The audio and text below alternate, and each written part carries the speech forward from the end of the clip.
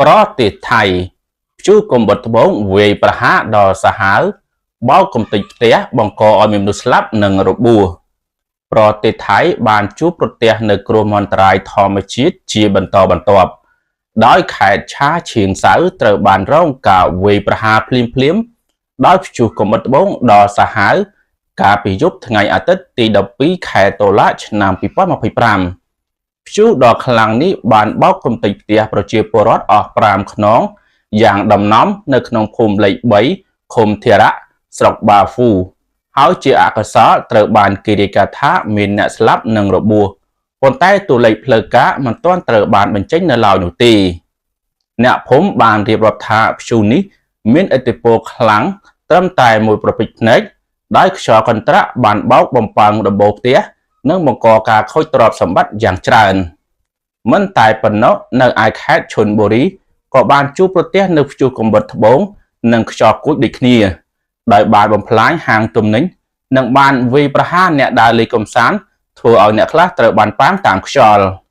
ឧបទ្ទហនេះបានកើតឡើងស្របពេលដែលនាយកដ្ឋានឧតុនិយមថៃបានព្រមានអំពីភ្លៀងធ្លាក់ខ្លាំងនៅខេត្តចំនួន39ជាពិសេសនៅភាគខាងត្បូងហើយសូម្បីតែទីក្រុងបង្គកក៏ស្ថិតនៅក្នុងហានិភ័យនៃព្យុះភ្លៀងរហូតដល់ 70% ផងដែររន្ទះបាញ់ភ្ញៀវទេសចរលើភ្នំស្ត្រីម្នាក់បានរងរបួស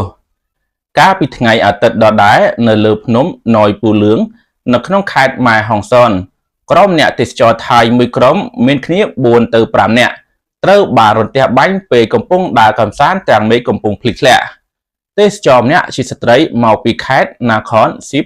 ថាម៉ារ៉ាបានរងរបួសធ្ងន់និងត្រូវបានបញ្ជូនទៅសង្គ្រោះបន្ទាន់ភ្លាមខណៈអ្នកផ្សេងទៀតត្រូវបានជួយសង្គ្រោះនៅនឹងកន្លែងនាយករដ្ឋមន្ត្រីថៃគាំទ្រចំណាត់ការចាក់សម្លេងខ្មោចរំខានពលរដ្ឋកម្ពុជានៅព្រំដែនជំលូពាក្យសម្ដីកាន់តែក្តៅគគុកលោកអាណូទីនចានវីរគុលនាយករដ្ឋមន្ត្រីថៃនិងជារដ្ឋមន្ត្រីក្រសួងមហាផ្ទៃ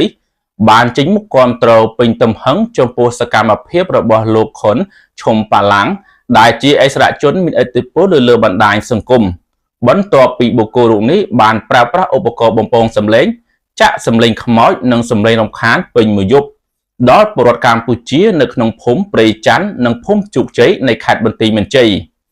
លោកអាណូទីនបានសម្ដែងការភ្ញាក់ផ្អើលនិងសរសើរថាលោកខុនឈុំប៉ាឡាំងបានរកឃើញវិធីជួយប្រទេសថៃបានច្រើនជាងពលរដ្ឋដទៃទៀតលោកបានបញ្ជាក់យ៉ាងដាច់អហង្ការថាគ្មានប្រជាជនថៃណាម្នាក់ចូលចិត្តអ្នកឈ្លានពាននោះទេដោយចង់សម្ដៅលើពលរដ្ឋកម្ពុជាដែលត្រូវបានចោទថារស់នៅលើទឹកដីថៃសកម្មភាពចាក់សម្លេងរំខាននេះ